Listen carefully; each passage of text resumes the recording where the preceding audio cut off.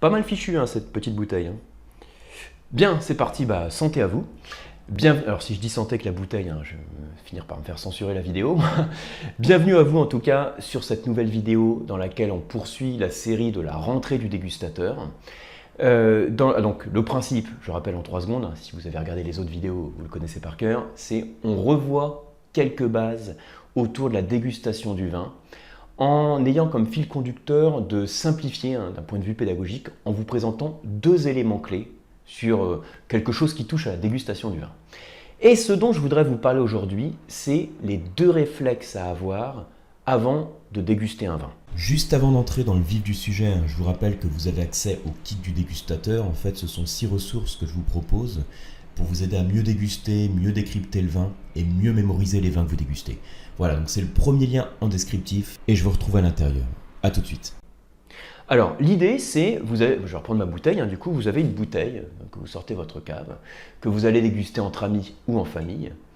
Et avant d'ouvrir la bouteille, de la servir et de commencer à la boire ou à la déguster, il faut prendre son temps. C'est ça, en fait, le secret dans la dégustation, c'est toujours de prendre son temps. On prend son temps quand on déguste le vin, et avant de le déguster, on prend également son temps.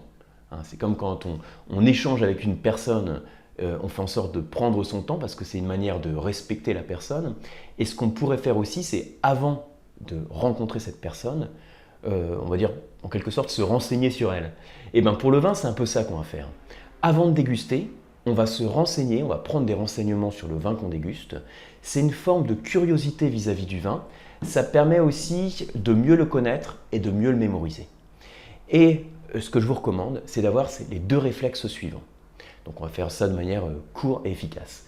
Premier réflexe, localiser le vin sur une carte. Je vous l'ai écrit ici, hein, je l'ai écrit pour avoir un petit repère comme ça graphique, mais voilà, tout bête. Localiser le vin. Qu'est-ce que ça veut dire localiser le vin? Ça veut dire que vous prenez une carte, ça peut être aussi simple que de regarder sur votre téléphone, hein, si vous êtes au restaurant ou entre amis en train de déguster, de taper le nom de l'appellation, et de regarder une carte, hein, le nom de l'appellation carte, et par exemple regarder sur Google Images. Ça c'est du concret ça.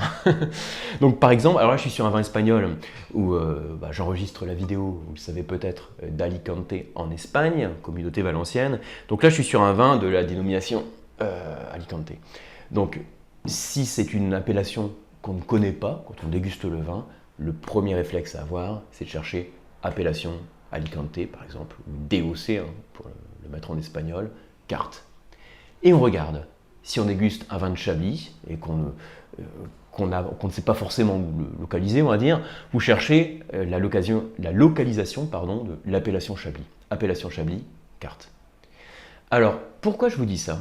Ça paraît tellement simple et plein de bon sens. Je vous le dis parce que la plupart du temps, il y a beaucoup de personnes qui n'ont pas ce réflexe de localiser le vin qu'ils dégustent. Et ils disent, j'ai dégusté un bon vin. Il dit, mais d'où il provenait, c'était quelle appellation? Et ils n'ont pas forcément la localisation ou l'appellation en tête. Alors que ça se fait en 2 secondes de localiser le vin sur une carte viticole. Et ce qui est intéressant en le localisant sur une carte viticole, c'est que vous allez voir aussi les appellations qu'il y a autour. Donc ça vous permet déjà de commencer à mémoriser l'emplacement des appellations. Et en termes d'apprentissage, quand on est un peu dans une démarche d'apprentissage, ce qui est votre cas si vous regardez cette chaîne, c'est quand même le premier pas à avoir. Voilà. Donc première chose, on localise le vin. Et le deuxième point que j'ai mis ici, je vais le lire en même temps, donc on va élaborer la fiche technique de manière simplifiée. Alors évidemment de manière simplifiée, parce que là je pars du principe, on est sur la rentrée du dégustateur, donc c'est des vidéos, on va dire plutôt débutants sur la dégustation. Une fiche technique complète, vous pouvez la retrouver généralement sur le site du vigneron ou du domaine viticole. L'idée, c'est pas du tout d'analyser la fiche technique complète. Quand je dis élaborer une fiche technique simplifiée, en fait, il y a 2 critères principaux que je vous invite à regarder. Parce que toujours, on est dans le fil conducteur des 2 éléments clés. 2 critères principaux, l'encépagement, donc quel est le ou les cépages, et est-ce que ce vin a subi un élevage, ou en tout cas quel type d'élevage il a subi. Est-ce que c'est un élevage neutre en cuve inox? Est-ce que c'est un élevage en fût de chêne? Est-ce qu'il est neuf? Est-ce qu'il n'est pas neuf? Alors, je précise, pour les plus avancés ou les professionnels du vin qui me font l'honneur de regarder cette vidéo, je parle ici de repères simplifiés, on va dire. C'est-à-dire que quand vous dégustez, connaître le cépage ou avoir la curiosité de le connaître, c'est essentiel parce que ça vous permet aussi d'associer une appellation. Souvenez-vous, vous avez localisé le vin. Donc, associer une appellation à un cépage, à un raisin. Donc ici, alors parfois le raisin est précisé sur l'étiquette. Ici, vous voyez que c'est écrit un patrimonio. Alors, je ne sais pas si on voit bien la caméra, mais je vais vous le dire. Monastrell. Monastrell en espagnol, c'est le Mourvèdre. Ce cépage rouge qui donne des vins robustes, puissants, pleins d'intensité, avec un certain potentiel de garde. Donc ici, le cépage est spécifié sur l'étiquette. Je pense même que sur la contre-étiquette, on a un texte aussi qui nous en fait part. Mais il peut arriver que le raisin, le ou les cépages ne soient pas spécifiés sur l'étiquette. Dans ce cas-là, soit vous mettez le nom du vin, alors pareil, on part du principe que vous avez votre téléphone, vous mettez le nom du vin, cépage. Puis c'est aussi simple que ça. Ou bien vous mettez le nom de l'appellation, par exemple Chablis, cépage. Et vous voyez que le cépage de Chablis, c'est du chardonnay. Vous voyez un peu le réflexe. C'est très simple, mais c'est essentiel à faire. C'est peut-être justement parce que c'est simple que c'est essentiel de le faire et que ça permet déjà de mémoriser tout ça. Et l'élevage, pourquoi j'insiste dessus dans la fiche technique simplifiée?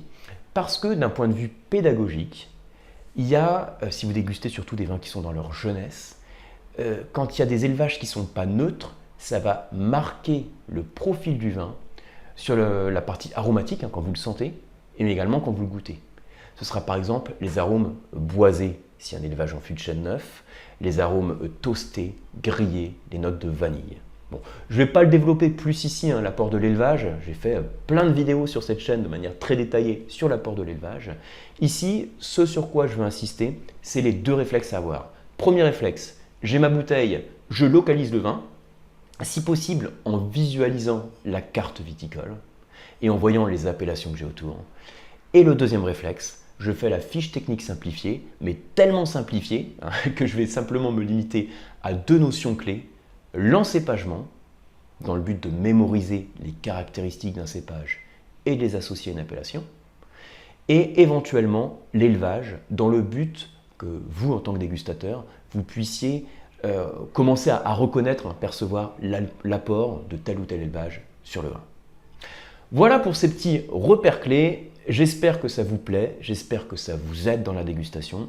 Si c'est le cas, n'hésitez pas aussi à me dire en commentaire, à partager cette vidéo, la liker, vous abonner. Et puis on se retrouve sur les cours d'onologie et les formations diplômantes sur le site lecoam.eu et puis sur la box pour se former au vin qui s'appelle les masterclass de la dégustation. Merci et à bientôt.